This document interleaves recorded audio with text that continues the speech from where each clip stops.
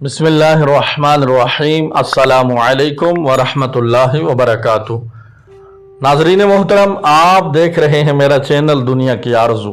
حضرت سلطان محمود غزنوی رحمۃ اللہ تعالی علیہ کے پاس ایران کا بادشاہ اپنے سفیر کے ساتھ ملاقات کے لیے آیا ہوا تھا۔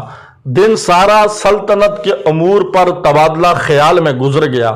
رات کے کھانے کے بعد ایرانی بادشاہ اور سفیر کو مہمان خانے میں آرام کرنے کی غرض سے بھیج دیا گیا۔ سلطان محمود غزنوی رحمۃ اللہ تعالی علیہ خود بھی مہمان خانہ میں ایک الگ خیمہ نما کمرے میں ٹھہرے تاکہ مہمانداری میں کوئی کمی نہ رہ جائے۔ تقریباً نصف رات کے بعد سلطان نے اپنے خیمہ کے باہر کھڑے غلام کو آواز دی، حسن! اس نے پانی کا لوٹا اور خرمچی اٹھائی اور خیمہ میں داخل ہو گیا۔ ایرانی بادشاہ بڑی حیرت سے اپنے خیمہ کے پردہ سے یہ منظر دیکھ رہا تھا اور ساتھ ہی ساتھ سلطان محمود غزنوی رحمت اللہ تعالی علیہ کے غلام حسن کا باہر آنے کا منتظر بھی تھا۔ جیسے کوئی سوال اس کو بے چین کیے ہوئے تھا۔ جیسے ہی حسن سلطان کے خیمے سے باہر نکلا، ایرانی بادشاہ نے اسے بلایا اور پوچھا، جب سلطان نے تمہیں آواز دی حسن تو تمہارا حق تھا، پہلے پوچھتے جی کیا حکم ہے آقا؟ تم بنا پوچھے ہی پانی کا لوٹا اور خرمچی لے کر سلطان کے خیمے میں چلے گئے۔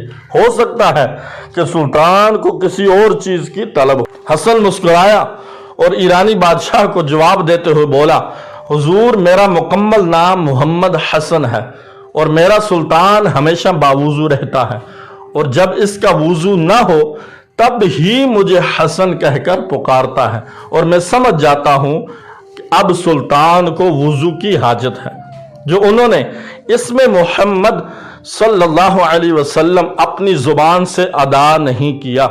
آج تک میرے سلطان نے بغیر وضو کے مجھے محمد حسن کہہ کر نہیں پکارا۔ اللہ اکبر!